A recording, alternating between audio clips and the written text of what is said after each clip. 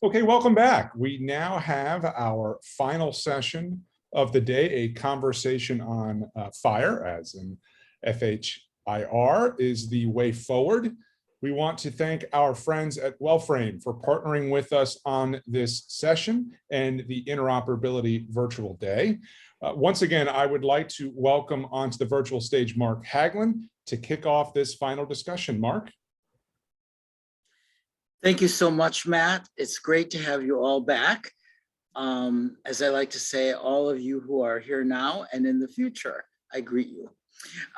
It's my pleasure to welcome Mohammed Juni, who is the CTO at WellFrame. Welcome, Mohammed. Great to have you with us. Thank you, Mark. Thanks for having us. Great, absolutely. So why don't we begin before we plunge into the subject?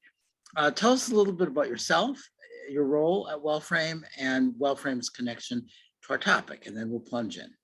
Of course. So my name is Mohammed Juni. I'm CTO at WellFrame. I'm responsible for product and engineering development. I've been with WellFrame for 3.5 years now. And the reason why we're involved in FHIR is around 1.5 years ago, we started seeing that WellFrame being at the intersection of payer and member, we started to see more and more need to interop with the payer to send them data and receive data from them. When we looked at the way to do that, we discovered that a lot of solutions require point-to-point integration and creating custom APIs. And we thought this definitely doesn't make sense from an interop standard. I come from I worked in health technology in the provider setting, and HL7 was the way we used to do everything to integrate. So the first thing we said is like, is there a way where WellFrame can leverage the interop standards emerging to fix that integration problem so we can start deploying one set of APIs that everyone can use, whether that's the payers, the providers, or everyone, so that our data fits within that. And once we figured out that that's probably the best way, we shifted our strategy, and now our strategy is leaning heavily into FHIR, where we are building all of our APIs per FHIR spec, making sure that all of our clients understand the roadmap that's built on top of that, and hopefully contribute to the effort of increasing interoperability between all the vendors. Wonderful. Thank you so much, Mohammed. Just in case there's anyone viewing this who doesn't know what FHIR is, and there might be, FHIR is Fast Healthcare Interoperability Resources, and it is a standard that describes data formats and elements and helps to facilitate the exchange of EHR and other clinical information, including across application programming interfaces or APIs. So most of the audience will know what FHIR is, but I just wanted to make sure. So thank you, Mohammed, for that, for your patience. So right now we're in a really interesting moment with interoperability, right? It's a policy moment. It's a strategic planning moment. It's a development moment, an API development moment.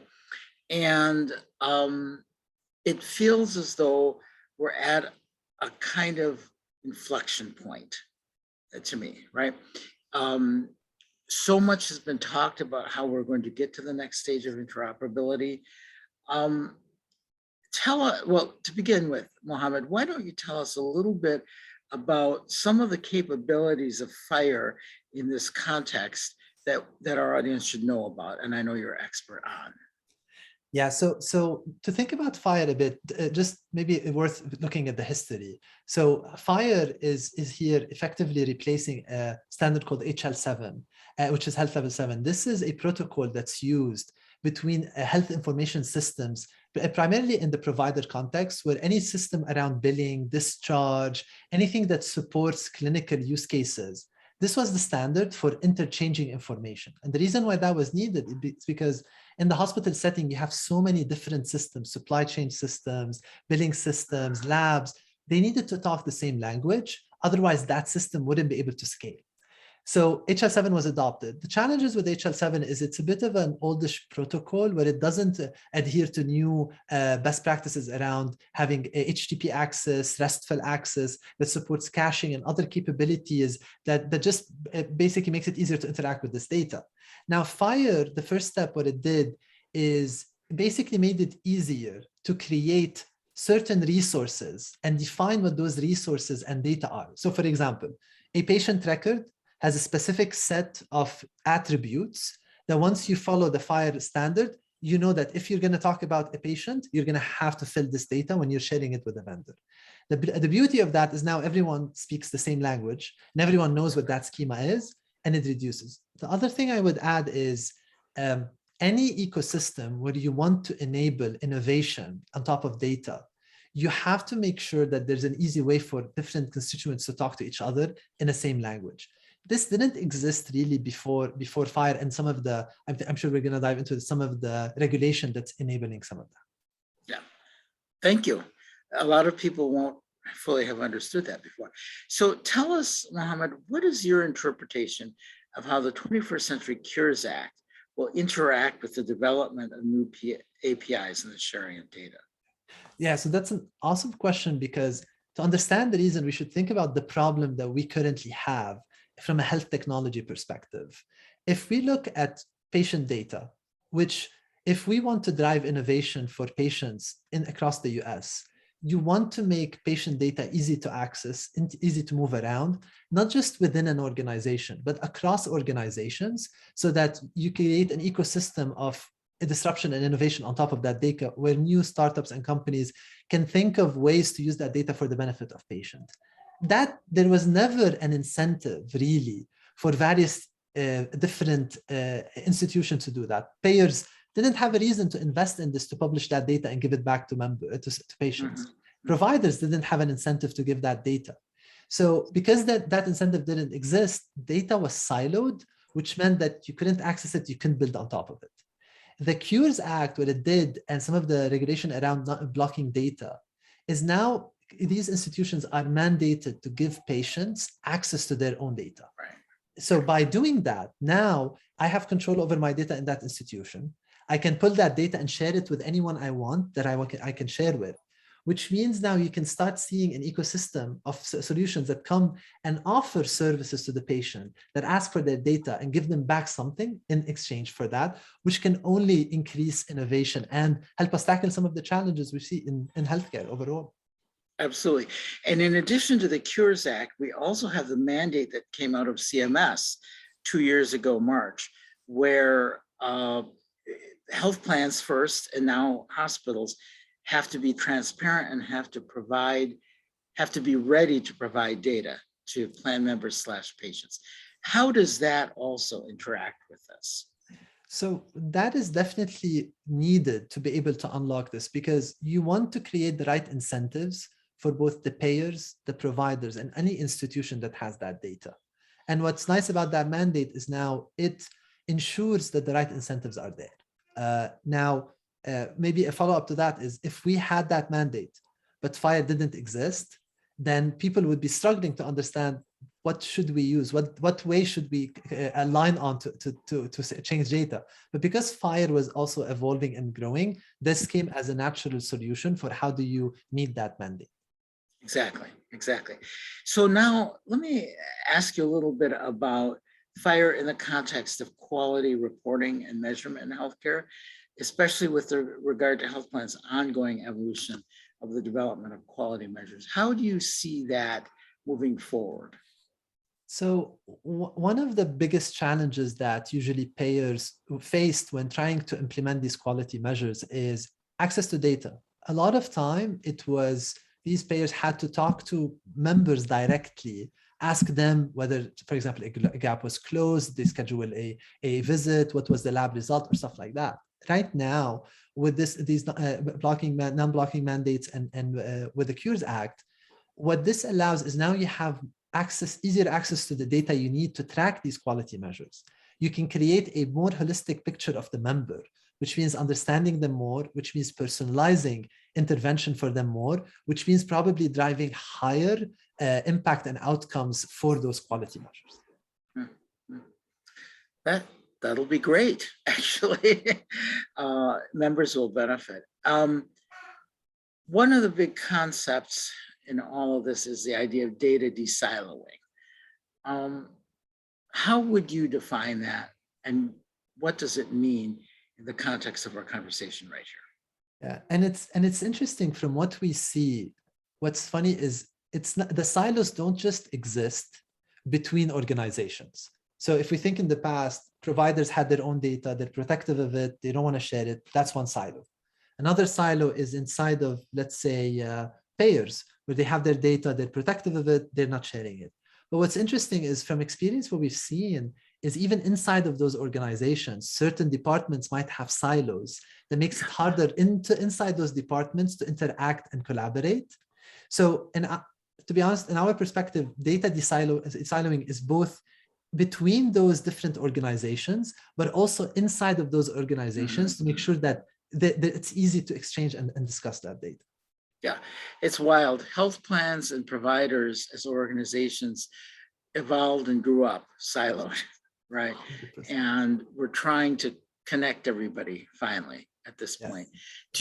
What's going to separate, what kinds of advances will separate the more innovative health plans from the less innovative ones? Of course, we'll not name any names, but the innovative and less innovative. So I think from what we're seeing, and the plans and that are going to be at the cutting edge are the ones that are going to spend and invest into building an API infrastructure internally to make it easier to access that data. And they do that by leaning a lot into FHIR as a standard, so that it's easier to build on top of that. From experience, what we see, for example, when we go into a plan, we typically need to integrate our system with theirs and with other vendors. When you go into a plan that's already investing in this and has a roadmap for how they're gonna catch up with that, the integrations go easier and you can enable more for the member. When you go into a plan and you notice that they're still using custom APIs, it's hard to exchange data, it's hard to extract it because they haven't invested yet in that. It's a very hard thing to enable them to do more innovative things that's more consumer focused. So it's easy to say, and to be honest, as a consumer, you see that. Because when you use the apps that they offer or the experiences, you see when there are silos in your data where you feel that you have to talk to 6-7 departments, the web interface looks very disjointed, versus when you work with a plan that has a strong cohesive experience. Even when you're using multiple vendors offered by that plan, there's good flow of information and data, and the experience is very seamless. Absolutely. What are the biggest challenges in fixing that situation right now for plans? So I would say it's the investment and understanding that right now is when you should start thinking of the infrastructure so that you can use it a year or two from now, because it is an upfront cost and it requires really strong technical and visionaries in those plans, which, by the way, a lot of them exist. We interact with them on a daily basis. They're thinking ahead, but you need to start doing the investments now to get there. The longer you delay it, the longer it's going to be, the harder it's going to be to catch up to other competitors who are actually investing in these things. Yeah. What are health plan leaders telling you about their experiences of this work? Because it feels rather complex to me in certain ways. Yeah, it is. It's definitely complex. I think what's needed is almost a new type of thinking in those organizations. And the reason why is, if you look at the provider space, in the provider space, they've been using HL7 and these type of standards for the longest period possible. On the payer side, that skill set doesn't exist. There hasn't been big interop standards beyond certain ones around claims that allow you to do that. So there is almost an upskilling, and it's changing the skill set that the team has to be able to speak that language and be able to benefit from some of the advances happening there. It sounds as though there are some individuals or teams that are actually lacking in the correct skill sets right now. Would you say that? I think that we see both. We see definitely cutting edge organizations who are thinking ahead and are either hiring new people to do that, or actually identifying people in their team who are hungry and then empowering them to do that. And we see some plans who it's very hard for them to be able to think of where that's going to go. I think we interact with both, but I think what's going to happen is there's going to be pressure on the market due to interop standard and other. That's making sure that everyone's going to move to this. It's just how fast you move to this. Do you see, one of the things that we've been talking about today has been patient/plan member/healthcare consumer empowerment. The empowered consumer has literally been talked about for 30 years. 30 years ago, I wrote a cover story for a different publication on the empowered healthcare consumer 30 years ago. So that makes me feel old. So do you think that as consumers become more tech savvy and more tech engaged in healthcare, that they will have some impact? And I come from the standpoint that obviously I'm reporting on healthcare, but we're all consumers outside healthcare as well, right? And during this pandemic, we've been ordering things on Amazon or anywhere online. You know, people have been ordering food online, right? The expectations are shifting now. Yeah. Are they going to shift enough that consumers as health plan members will say, hey, why can't I blah, blah, blah? Or why is this disconnected? You know, you just mentioned that a consumer can feel it as a health plan member if they have to talk to 7 different people, or if their data doesn't seem to connect to other data. So do you see consumers as actually becoming a force in this? To be honest, Mark, I'm really optimistic about that from the observation and signs we've been seeing. And you've hit the nail on the head. All of us now are being trained to expect a certain type of consumer engagement that we're expecting everywhere. And we're very critical of any type of app or solution that we use that doesn't fit that bar. And we see that in WellFrame, honestly, like we are an engagement platform. So we see like when we have a high engagement, when you're hitting on all of the expectations of members, like members say, I want to do a health kit integration. I want to be able to connect my Fitbit. I want to be able to do that. They're expecting that as the norm. And if you're not giving them that, you're not engaging with them, and they can easily delete you from the app. You don't have to use you. So you have to level up your consumer engagement skill set. And the way we see it is we think of ourselves as a tech consumer company, because we need to understand the consumer, their persona, what they're trying to achieve, and really leverage best practices we see from Facebooks, from the Amazons, from all of these guys, but to actually empower them and give them what they need, because that's what they're comparing us against. And if you don't do that, we as company won't survive if you don't level up that. Yeah, I think to affirm everything you said, I think one of the interesting aspects of this is the like blessed cycle of improvement and development, right?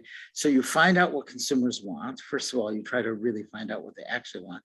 Then you start developing things or changing things, leveraging technology. As you do that, there's a continuous feedback loop, right? Because you create an app and then it's a flop. So you have to find out why was it a flop or not completely successful.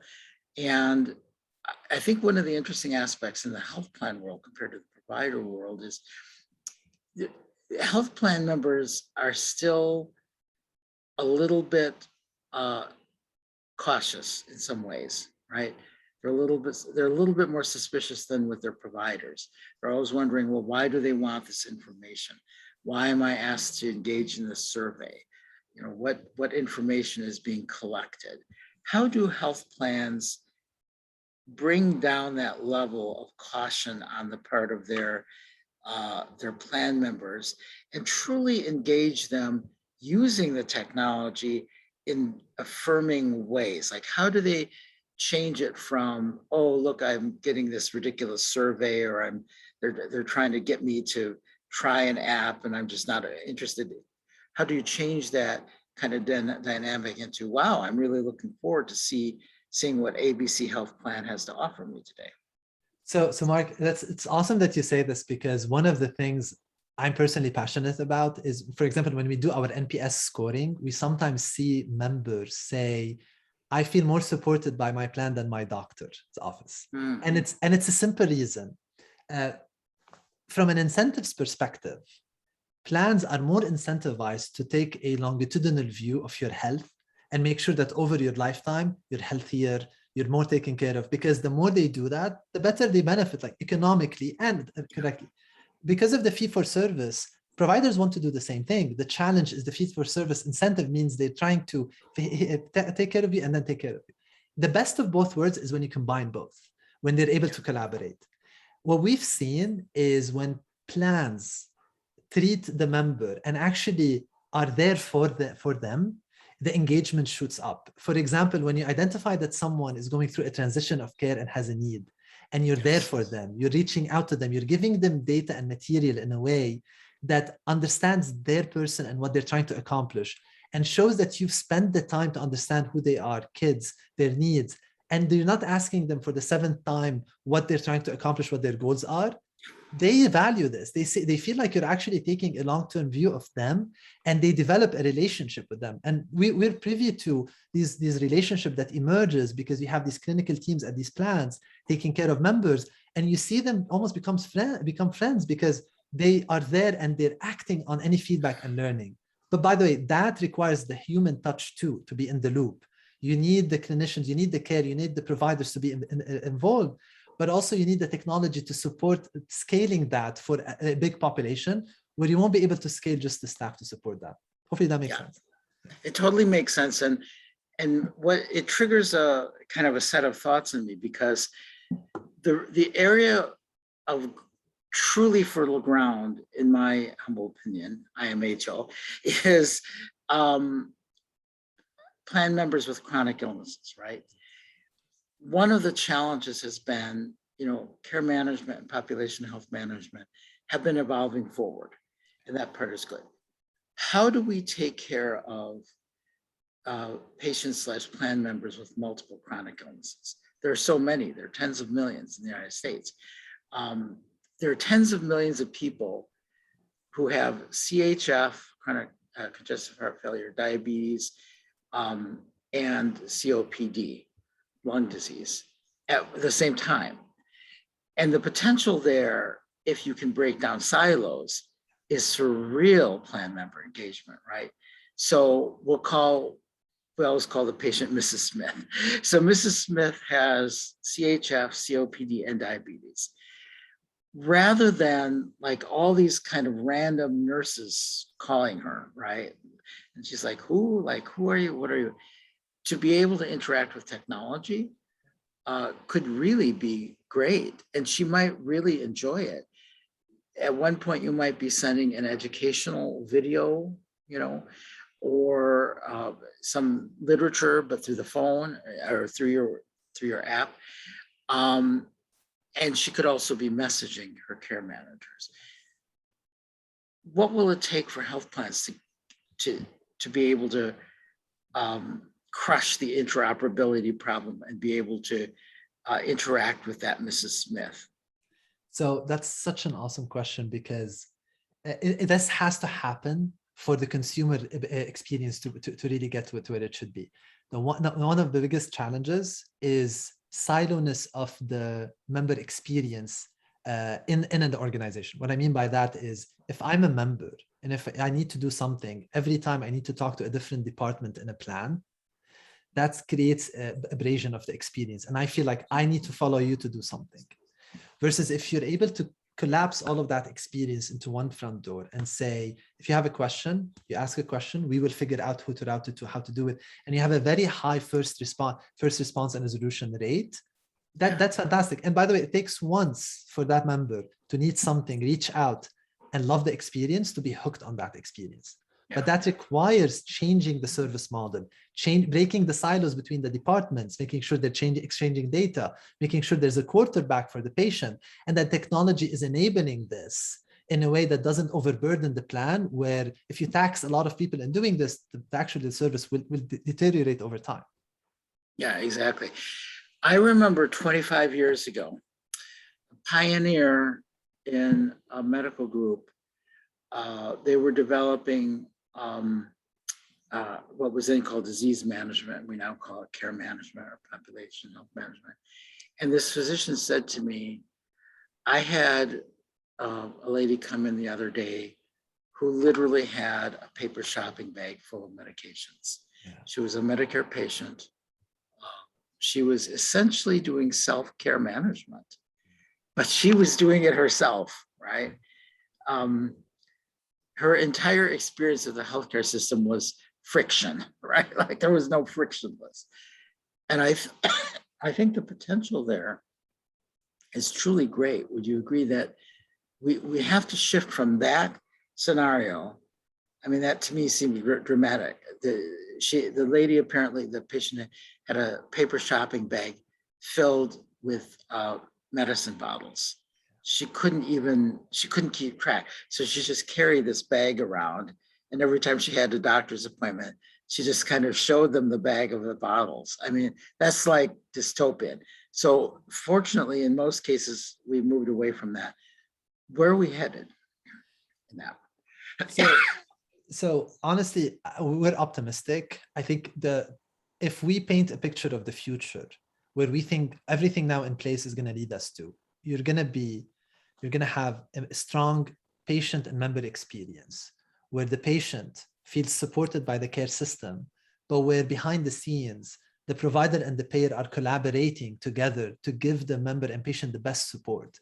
Whether it's the financial aspect or the medical aspect, you have a cohesive experience. And that looks transparent to the member, where the member feels supported. And even you have predictive analytics that's helping you support that member ahead of time, reaching out to them with personalized engagement that's tailored for that member. When you see that, I think that's going to help a lot with reducing cost, reducing costs, increasing experience of members, increasing trust between the various constituents, having providers, payers, and patients really elevate that. I think as a technologist, I'm really optimistic because of all of the positive trends we're seeing. And if we keep doing what we're doing and patients and organizations lean into this, there's no reason why this can't happen within our lifetime and hopefully within the next couple of years. Yeah, let's hope. What do you think the key developments are that will take place in the next couple of years? So as we see these interoperability standards happen or take place, there's new entrants, technology companies and services offered by existing companies like the big cloud companies and others that are emerging to create services to make it easier for organizations to do this type of interoperability. And that ecosystem, to be honest, we're very excited about, because the more of these platform systems emerge, the easier it is to build on top of them and unlock some of these potentials. And this also, the competition that emerges from that is helpful to push this even further and further. So it's going to get easier to do this interoperability. There's going to be more use cases that people haven't thought of because of that interoperability. And it's going to create new ecosystems and new value for both startup organizations, existing organizations, and the patient eventually. Absolutely, I agree. And what's your advice to those who are on this path? I would say try to be an agent of acceleration of this change as much as possible at the micro and a macro scale. If you're a leader in an organization, or even not just a person, a developer in these organizations, learn about these standards, figure out how they fit, lean into them, because the more we all lean into it, the faster it happens.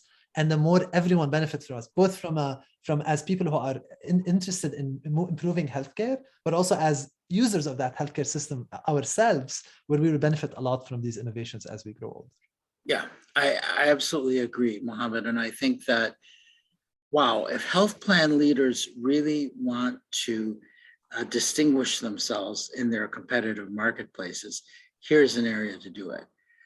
Plan member engagement through the real leveraging of the intelligent leveraging of technology to engage members where they are and in a convenient way, right? 100%. That's very well said. Thank you. Well, it's been terrific speaking with you, Mohammed. I've learned a lot, and I know our audience has. So thank you so much for our time together today. Matt Rayner has returned to conclude our day. Thank you very much, Mohammed. You've been wonderful. Yes, thank you, Mark. Thank you, Mohammed, and the WellFrame team. A perfect way to conclude the Interoperability Virtual Day. I want to thank you all, the Healthcare Innovation audience, for participating in this program, whether you're consuming this content live or on demand. We will be resuming the Digital Health Virtual Series on October 13th with the Product Showcase Day. That is quite simply the best way to learn about what cutting-edge vendors are doing to help provider and payer executives. From there, we'll be tackling all things population health in November, and then IT 2.0 in December. We look forward to seeing you at our next program. And until then, take care and stay healthy. Thank you so much. Thank you.